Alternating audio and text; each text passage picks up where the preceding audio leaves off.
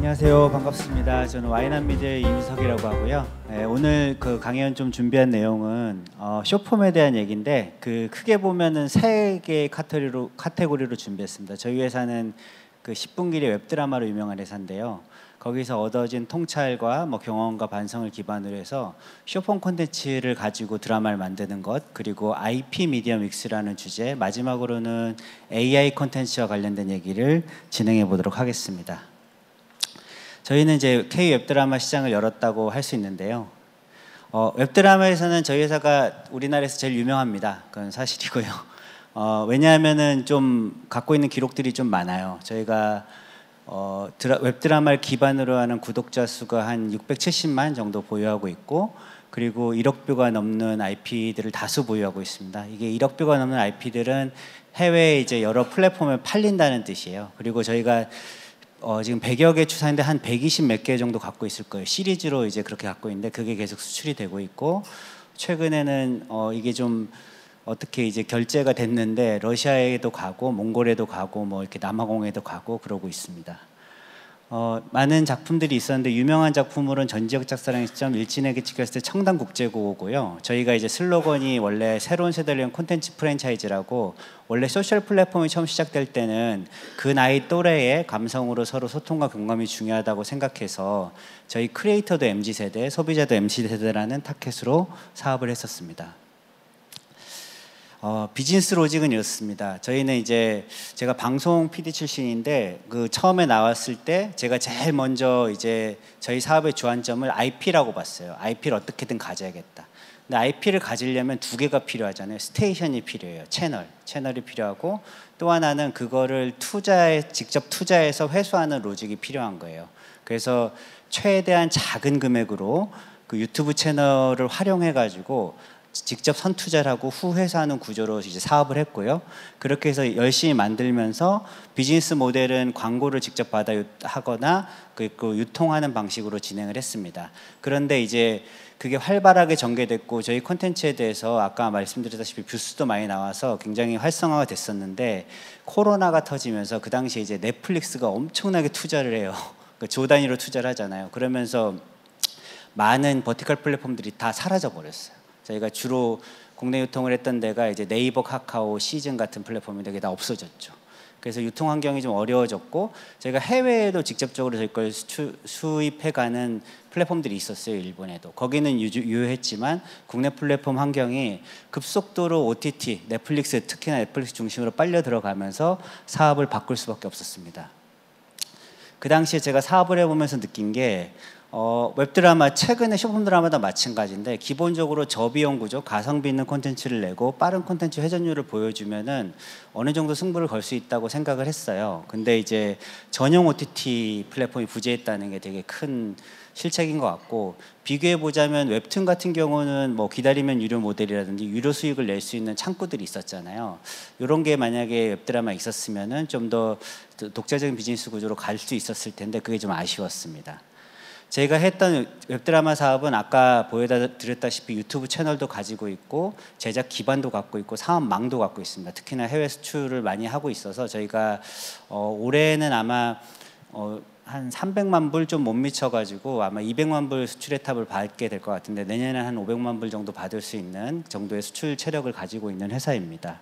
그런데 그런 기반으로 했을 때 저희가 웹드라마를 기존의 방식대로 계속 만드는 건 좀 어려워서 세 가지 방법으로 나눴어요. 그 광고주한테 직접 받아서 저희 유튜브 채널에 올리는 방식으로 하는 브랜디드 드라마, 그리고 최근에 각광받기 시작한 1, 2분 길이의 숏폼 마이크로 드라마라고 하죠. 그 분야로 좀 뛰어들었고요. 그리고 저희가 만들어낸 작품 중에 좀 저희가 다듬어서 크게 키울 수 있는 작품들은 이제 넷플릭스 같은 데 유통하는 미드폼 드라마, 중편 드라마를 만들어서 히트작을 내기 시작했습니다. 대표적인 사례가 청담국제고라는 작품인데 뒤에 설명해 드리도록 하겠습니다. 저희 회사는 지금 이렇습니다. 매출 올해 한 300억 정도, 350억 정도 할 것 같고, 내년에 한 500억 정도 하는 규모의 회사가 됐고요. 제가 투자를 꽤 많이 받았는데 그걸 기반으로 여러 가지 이제 M&A를 거치면서 드라마 제작사와 애니메이션 회사를 투자해가지고 인수를 했습니다. 그래서 지금 현재는 장편 드라마, 중편 드라마, 브랜디드 드라마, 숏폼 드라마를 다 하는 회사고요. 애니메이션 이랑 버추얼 아이돌까지도 제작하는 회사가 됐습니다. 이런 콘텐츠 스튜디오 기반을 갖고 있음에도 불구하고 저는 여전히 저희의 성장 동력 그리고 앞으로 나가야 되는 시장 질서는 숏폼 드라마에 있다고 봐요. 그래서 숏폼 드라마를 집중적으로 지금 다시 파고 있습니다. 제가 이런 비즈니스를 해오면서 느낀 게 있는데 세 가지 카테고리 정도로 제가 최근에 저한테 다시 질문을 하고 있어요. 원래 제가 IP를 갖기 위해서 되게 발버둥 치고 열심히 해왔잖아요. 근데 이제 보통 IP를 하면은 보통은 어떻게 되냐면 배우, 유명 인기 배우나 인플루언서에 가게 됩니다. 아니면 이제 스토리 원작 그 자체에 가게 되는데 어떻게 하면 축적된 제작 역량이 IP가 될 수 있을까라는 고민을 지금 하고 있고요. 그 다음에 저희 회사가 50% 이상의 매출을 기록하는 수출 회사가 될 수 있을까라는 생각을 하고 있습니다.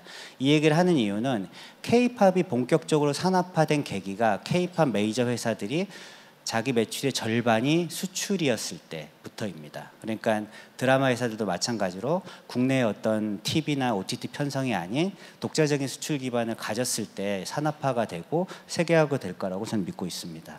그리고 AA 콘텐츠 사업은 이 모든 걸 가속시킬 거라고 저는 생각하고 있고요. 어떤 역량을 줄지를 고민하고 있습니다.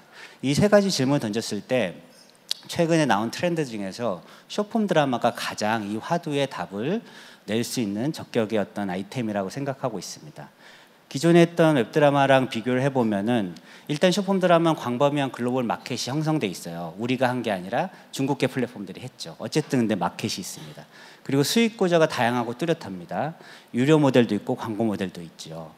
그리고 스튜디오사가 IP를 확보하기 쉬워요. 제가 웹드라마에서 IP를 꽤 많이 확보했잖아요. 그 제작비가 작아서입니다. 그 뭐 300억, 500억짜리는 IP를 많이 확보하기가 어렵잖아요. 그래서 기존의 스튜디오사가 IP를 확보하기 쉽고 AI 기술의 생산성과 창의성을 적용하기에도 매우 좋은 아이템이라고 생각을 합니다.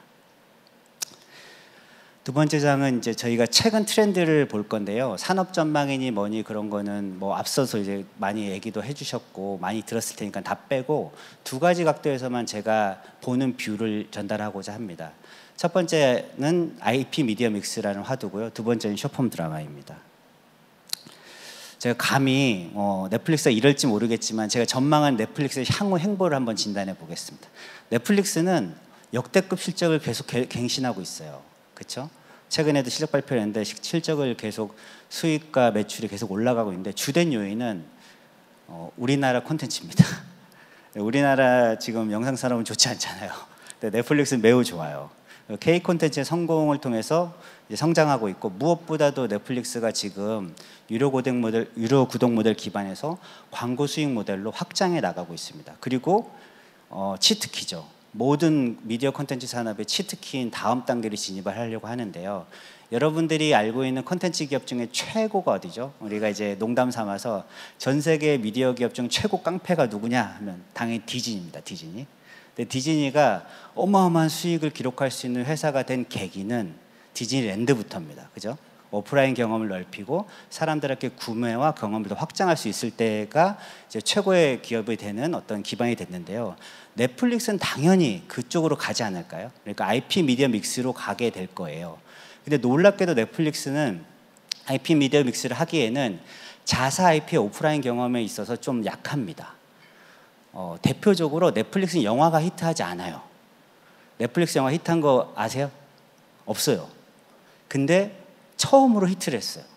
K-팝 데몬 헌터스라는 작품으로 히트를 한 거죠. 한국 걸로 특히나. 이걸 기반으로 오프라인 경험을 확장했고 놀랍게도 이걸 기반으로 다양한 사업 모델을 짜기 시작했습니다. 이 부분은 뒤에 있으니까 설명을 해드릴 건데요. 캐릭터와 F&B 사업 그리고 테마파크까지 가려고 하고 있습니다. K-팝 데몬 헌터스는 그 드라마 시리즈 자체도 그 영화 자체도 인기를 끌었지만 무엇보다도 음원에서 굉장히 큰 인기를 끌었죠. 그래서 이제 빌보드 차트의 탑 10에 이제 무려 4곡인가가 이제 들어가 있는데요. 그래서 결론적으로는 넷플릭스보다 유니버셜 뮤직이 돈을 더 많이 벌었다라는 얘기가 나옵니다. 두 번째 트렌드는 당연히 숏폼 드라마입니다. 앞서 틱톡에서 소개를 해드렸는데요. 이 더윈이라는 데가 이제 그러니까 숏폼 드라마, 그러니까 숏폼 콘텐츠, 숏폼 광고, 숏폼 커머스, 숏폼 인플루언서 포함해서 숏폼 드라마까지도 이 생태계 전반을 지배하는 기업이라고 저는 생각해요. 우리가 숏폼 드라마를 마케팅하더라도 틱톡을 활용할 수밖에 없습니다. 어떤 나라에 따라서는 유튜브 쇼츠를 쓰기도 하지만 기본적으로 더 짧은 쇼츠로 이제 마케팅으로 후킹을 해와서 이제 그 플랫폼으로 들어갈 수밖에 없어요. 그래서 더윈을 해서는 엄청나게 거대한 기업이고 앞으로도 더 커질 거라고 보고 있고요. 이게 좀 재밌는 게 유연해요. 무슨 얘기냐, 우리가 장르별로 다 나눠져 있는 거거든요. 드라마, 광고, 뭐 인플루언서 다 나눠져 있는데 이게 큰 플랫폼 내에서 생태계가 다 이렇게 조성이 돼 있다는 거죠. 이게 되게 저는 특징이라고 생각을 합니다. 그리고 별도로 전용 플랫폼이 나와서 활발하게 인기를 끌고 있는데 드라마 박사의 릴쇼 같은 모델이 있을 수 있습니다. 해외에서는 릴쇼과 드라마 박스라는 숏폼 전용 플랫폼, 숏폼 드라마 전용 플랫폼 약진 중인데요. 국내에서도 티빙, 리디, 비글로 같은 토종 플랫폼도 만들어지는데 아직까지는 어떤 비즈니스 모델을 해야 될지 좀 탐색하는 과정이다라고 보여집니다. 이 시장은 굉장히 커져가고 있는데 여러분들이 혹시 경험해 보셨을지 모르겠지만 주로 1, 2분짜리 드라마를 유료 단권 결제하는 모델이잖아요. 근데 중국 내에 들어가면 그게 브랜디드, 광고 형태도 있고 뭐 커머스를 연계하는 모델도 있고 인플루언서가 나타나기도 하고 하는 그런 식으로 굉장히 확장되고 있습니다. 해외, 그러니까 우리가 지금 관심 있는 분야를 먼저 따로 떼서 보면은 일단은 릴숏과 드라마박스라는 회사가 주도를 하고 있습니다. 이들의 사업과 제작 방식으로 이 롤모델로 성장을 하고 있는데요. 특히나 한국에서는 제가 보는 뷰는 드라마박스가 한국 시장에 굉장히 관심이 많아요. 한국은 기본적으로 막장극의 나라잖아요. 정말 잘 만들어요.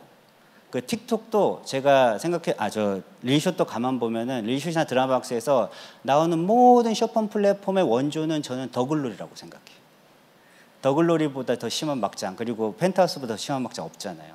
근데 이 나라의 어떤 소스를 가지고 비즈니스를 잘 해나갈 수 있다고 드라마박스는 판단하고 한국에다가 이제 많은 공을 들이고 있다고 생각하는데요. 그러다 보니 드라마박스는 기본적으로 릴숏도 뭐 비슷합니다만은 도파민 자극형 소재가 많고 빠른 전개. 어떤 작품은 가만 보다 보면은 빠른 전개 너무 얼마나 황당하냐면은 패스트 포워드로 돌린 것도 있어요. 영상을 보는데 막 패스트 포워드 돌아가. 전개를 빨리 하려고. 진짜 깜짝 놀랐죠. 이렇게 파괴적 혁신이란 말인가. 서사 따위는 생각하지 않는. 근데 그래도 놀랐어요. 아, 이렇게도 할 수 있구나. 그게 유연한 거죠. 그런 건 좀 배워야 되겠다 생각합니다. 퍼포먼스 마케팅 활용해서 이제 고객 유입을 하는 건 기본적인 상식이고, 그러다 보니 결국에는 이 산업이 커지면 틱톡이 좋습니다. 유튜브가 좋고 뭐 그런 거죠. 그리고 또 특이한 지점은 릴숏인데, 릴숏은 옆에 보면 이제 슈퍼팬 전략을 써요. 각자의 버티컬 플랫폼을 가지고 있고 뭐 웹소설이라든지 드라마라든지 게임 버티컬 플랫폼을 가지고 있고 하나의 IP를 이렇게 돌려서 팬덤을 모으는 전략을 취하고 있는데, 이러다 보니 릴숏은 일본 사업을 좀 열심히 해요. 일본에서 되게 활발하게 사업을 전개하거든요. 그러니까 그 나라에 따라서 사업 방식이 다르다. 플랫폼도 하나의 제품이다라는 걸 알 수 있습니다. 중국 내에서는 광전충국이라는 데서 규제를 세게 걸잖아요. 중국은 기본적으로 사업하는 방식이 다 해라 해놓고 규제를 걸죠. 그러면 딱 수렴이 되는 거예요. 나라에서 원하는 방식으로 수렴이 되는데, 그러다 보니 이제 굉장히 다양하게 장르가 많이 나오기 시작했습니다. 그리고 전 연령대를 커버하기 시작했고, 그러다 보니 기존 레거시 드라마랑 닮아가요. 레거시 드라마의 강자들이 숏폼으로 뛰어들고 숏폼 강자들이 레거시 드라마에 뛰어들고 그런 상황입니다. 옆에 보면 아적기 도요풍, 우리 회사랑도 관계가 깊은 회사인데 화처행스라고 전 세계에서 드라마를 가장 많이 만든 제작사죠. 여기가 자기네가 낸 장편 드라마의 스피노프 버전으로 숏폼을 내기도 해요. 이런 식의 모델이 활발해지고 있습니다. 두 번째 얘기는 IP에 대한 얘기를 하겠습니다. IP는 차별화된 본질의 축적 자산, 좀 어려운 말이죠. 이 얘기를 하려고 그래요.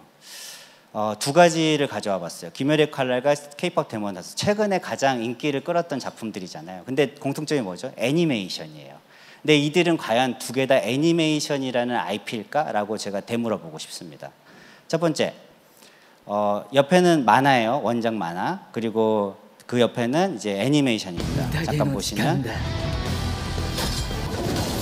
탄지로, 戦えるようになった。命を、尊厳を奪われないために。勝つんだ。義勇さんと二人で赤田に。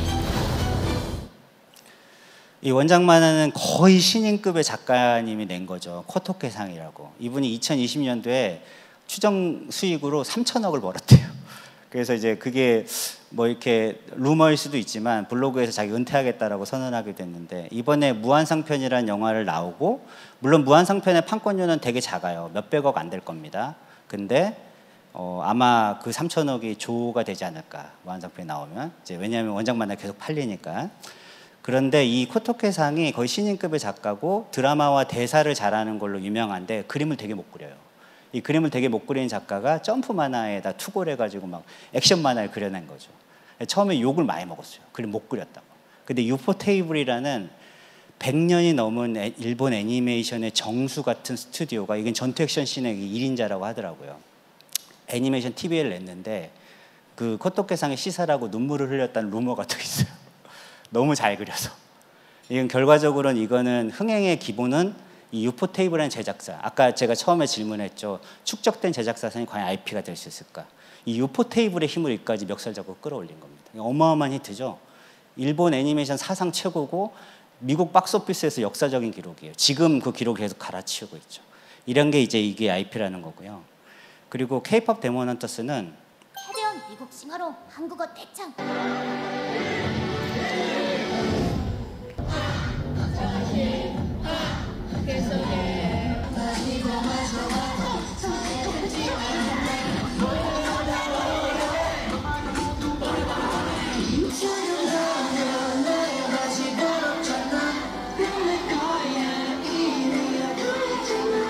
김구 선생님 이렇게 됐습니다.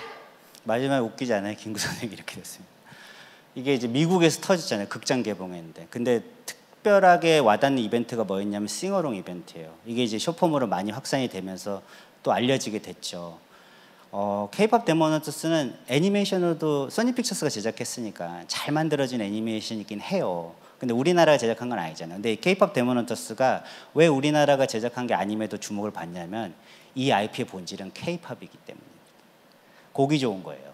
그러니까 애니메이션 그 이전에 곡이 좋았고, 그리고 기획적으로도 굉장히 탁월한 게, 이게 우리나라 기획자랑 이제 프로듀서가 만든 거잖아요. 안에 뭘 넣었죠? 김밥을 넣고 라면을 넣었잖아요. 그죠? 그리고 이제 이 넷플릭스가 농심이랑 막 상품을 내잖아요. 그런 게 이제 전반적으로 K-컬처를 담아낸 작품이고, 그 IP의 본질은 우리가 갖고 있는 K-팝의 축적된 본질, 차별화된 본질에 축적된 자산으로 이제 활용이 됐다는 겁니다. 결국에는 우리가 IP를 가지려고 한다 그러면 그게 크든 작든지 간에 내가 지금 갖고 있는 것, 그동안 해왔던 것의 차별화된 본질을 축적시키는 게 더 빠른 길이라는 거고요. 우리가 백날 첫날 지금 이 시점에서 10년 동안 국가에서 막 밀어준다고 해도 김열의 칼날을 만들 수는 없어요. 그렇잖아요. 너무 당연하지 않습니까? K-pop 데몬 헌터스 같은 건 만들 수 있죠. 충분히. 그러니까 본질이 뭐냐라는 게 되게 중요한 거라고 생각합니다. 놀라운 거는 김열의 칼날이 나오기 전까지 일본 애니메이션 산업은, 제가 일본 사업을 좀 많이 하는데 망해가고 있었어요. 그 대표적인 사례가 교토 애니메이션 화재 사건이라고 있습니다. 되게 망해가고 있는데 이 김열의 칼날 하나가 일본 애니메이션 산업을 부활시켰어요. 망가 산업까지. 재밌죠? K-pop 데몬 헌터스는 이렇게 지지부진한, 한국에서 이제 성인, 아동이 아니라 성인 애니메이션 별로 눈여겨보지도 않았거든요. 이거 자체가 산업을 막 키워요. 그리고 넷플릭스의 투자 욕구도 막 불러일으키죠. 이런 것처럼 게임 체인저 IP 하나가 산업을 키운다고 생각을 합니다. 국가에서 정책으로 이제 콘텐츠랑 AI를 키우잖아요. 근데 그런 얘기 해보고 싶어요. K 뭐 넷플릭스 그런 거, K OTT 만드는 것보다 더 효과적인 거는 IP 하나를 키워내는 겁니다. 훨씬 더 파괴력이 있을 거예요. 두 번째, 쇼폼에 대한 얘기를 해보겠습니다. 쇼폼은 뒤에 또 순이엔티 대표님이 워낙 잘하기 때문에 제가 짧게 넘어갈게요. 제가 핵심적으로 보면은 공감 인터랙티브 놀이, 인터랙티브라는 화두에 좀 주목해 주세요. 요거는 일본 도쿄 토라나몬 힐즈에서 했던 전시예요. 인터랙티브 전시인데 이거를 경험하고 중국 인플루언서가 이제 올려놓은 쇼폼이죠.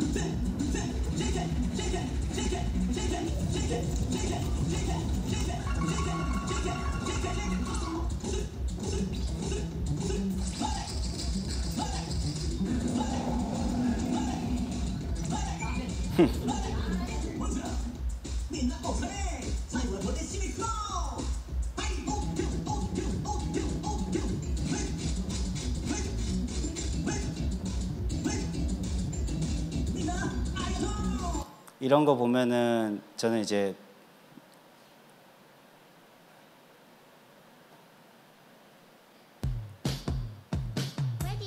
꼭 따라하잖아요. 따라하기 쉽게 만들었잖아요.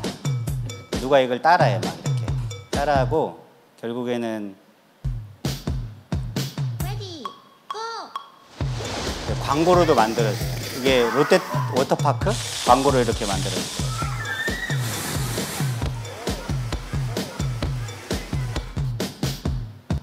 이런 것처럼 어떤 원천 콘텐츠도 그거를 이제 온라인상에서 이제 소비할 수 있게끔 쇼폼으로 인터랙티브하게 놀 수 있게끔 만들어주는 게 되게 중요하고, 최근에 좀 관심 있는 화두가 KBO, 그러니까 한국 프로야구가 엄청 인기가 많아졌잖아요. 이유가 뭔지 다 아시죠? 기사로 이제 나왔었는데 그 KBO에서 되게 대단하게 야심차게 쇼폼을 허용을 한 거죠. 자기네 리소스를 쇼폼으로 활용할 수 있게끔 이제 허용을 한 다음부터 굉장히 그게 많이 챌린지가 일어나면서 KBO의 인기도 올라갔습니다.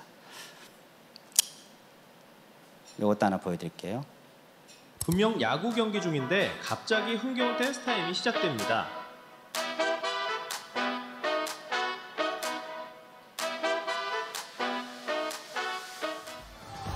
Bouncer backhanded by Swan behind the back over to second. A-cup between the legs. Back to Ponce at first.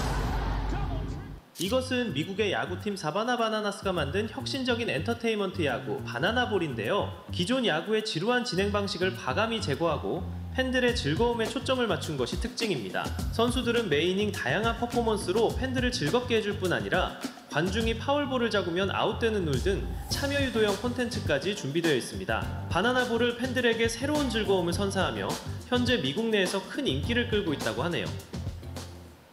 이걸 가만 보시면은 보통은 우리가 소셜 미디어를 처음에 이제 확산이 될 때 소셜 미디어는 주로 마케팅 도구로 썼단 말이죠. 그러니까 롱폼 굉장히 의미 있는 좀 알려진 인지도 있는 영향력 있는 IP가 있으면 그 IP를 확산하는 도구로서 쇼폼을 활용하는데, 반대로 뭐냐면 요즘은 그 쇼폼으로 잘 퍼뜨려질 수 있는 도구로서 원천 IP를 만드는 경우가 많아요. 대표적으로 예를 들어 보면은 지금 스포츠 산업 전반적으로 했을 때 가장 큰 문제가 뭐죠? 올림픽이 망하고 있는 거예요. 올림픽 관계자 들으시면 안 되죠. 그 다음으로 문제가 뭐냐면 월드컵조차 망할지도 모른다는 지금 위기가 사로잡혔어요. 그래서 월드컵 어떻게 되죠? 32개국으로 늘렸잖아요. 그런다고 해서 그게 해결이 될까요? 그렇지 않습니다. 왜냐하면 요즘 MZ세대나 좀 다른 세대들은 그 스포츠를 그냥 그 자체로 우리가 알고 있듯이 그 룰과 경기, 뭐 승부 그런 걸로만 보는 게 아니라 좀 더 즐길 거리로 좀 보고 싶은 거예요. 저희 어렸을 때 유행했던 무슨 WWC 그런 거 같은 것처럼 좀 노는 형태로 바꾸고 싶은 거죠.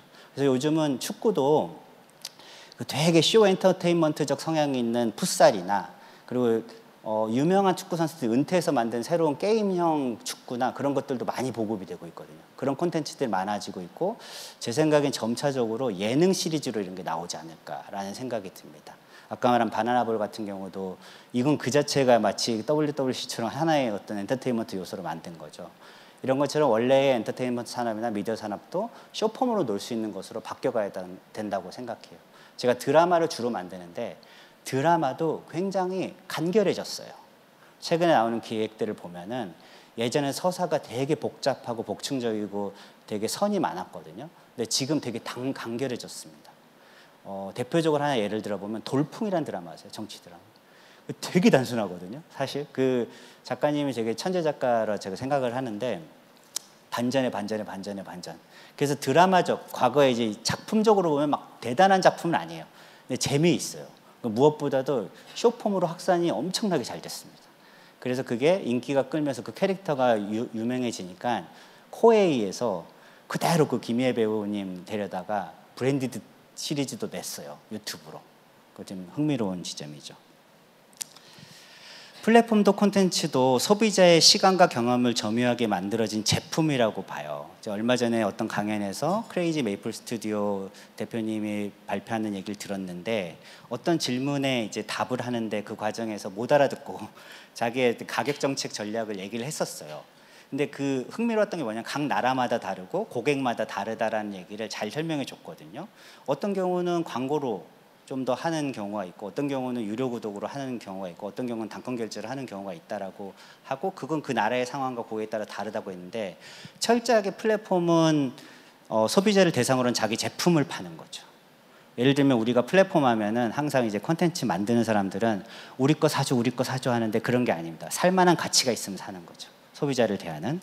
그래서 이 플랫폼은 기본적으로 특정한 수요의 소비자에 맞춰서 콘텐츠 제공자로부터 콘텐츠를 받는데 이런 것만 이제 운영하기에는 너무 플랫폼도 많아지고 경쟁이 치열해진단 말이죠. 그래서 점점점 앞에 얘기한 것처럼 넷플릭스 같은 기업도 팬 커뮤니티나 팬덤 채널, 팬덤 있는 버티컬 플랫폼에 주목할 수밖에 없다.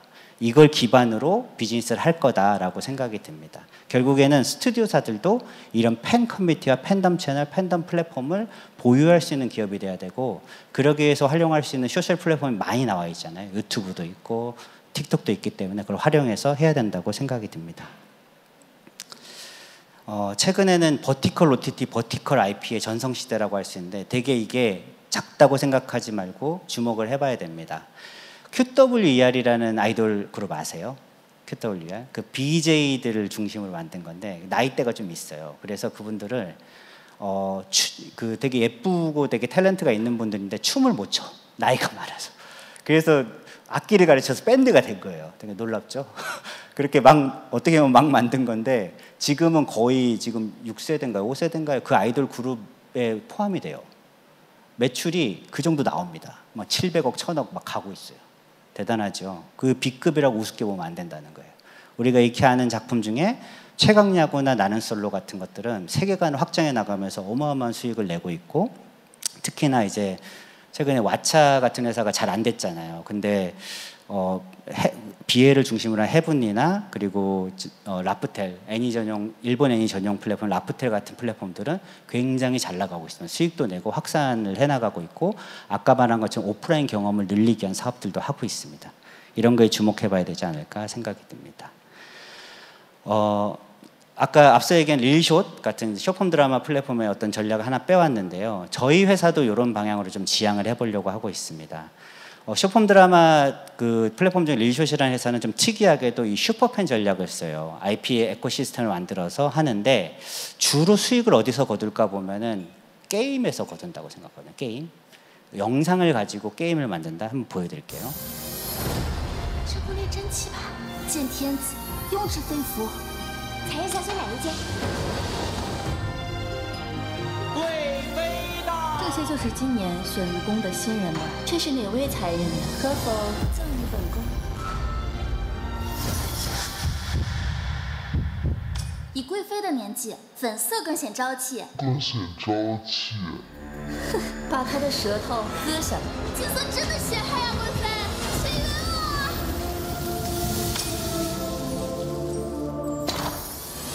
这是哪位才人呢？可否赠与本宫？淑妃一定不会饶过我，那就只有对不住你了。不能就这样死在他手里。 시간 관계에서 넘어가겠습니다.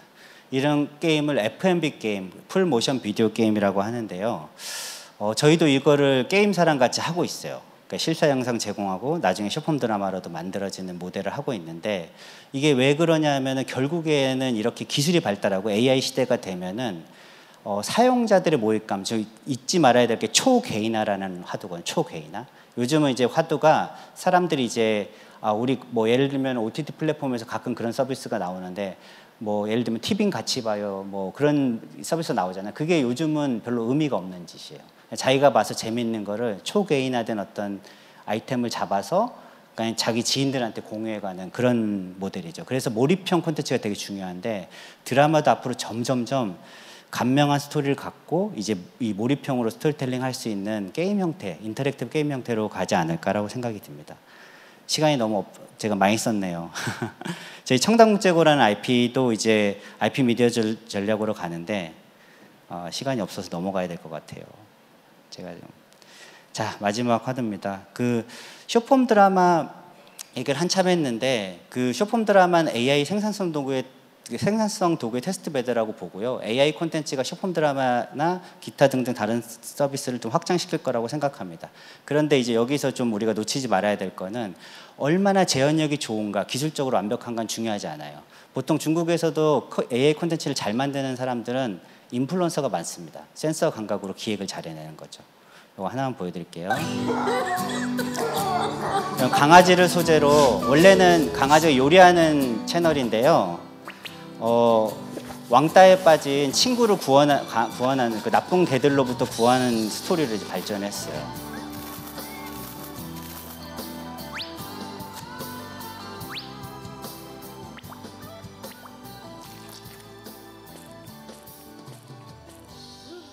나쁜 개들이 있고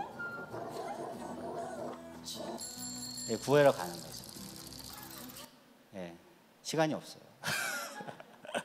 이런 스토리를 만들어내는 게 AI 콘텐츠도 중요하다, 기획을 많이 하는 게 중요하다 생각하고, 저희 회사가 이제 그 AI 기술 도입을 위해서 독자팀을 안 만들고 사내 문화로 만들기 위해서 일단 계정을 다 분출해주고 월마다 사용량을 집계하고 보고서를 올리게 한 다음에 사용량이 낮은 데는 빼버리고 많은 데 높여주고 계속 그 툴을 바꿔주고 있습니다. 그러면서 놀도록 했어요. 그래서 점점점 콘텐츠가 나오기 시작했고, 요건 아쉽지만 못 보여드리지만 되게 재밌는 아이템들을 많이 냈고 최근엔 광고도 하나 팔았습니다. 이런 식으로 AI 콘텐츠는 적용해가는 게 좋지 않을까 생각이 듭니다. 그렇고요. 결국에는 AI 플랫폼도 그 최근에 엔트로픽 기사 아시죠? 이게 저작권 인정을 하고 이제 팔아냈는데요. 이게 IP 팬덤 중심으로 변화해갈 거라고 생각이 듭니다.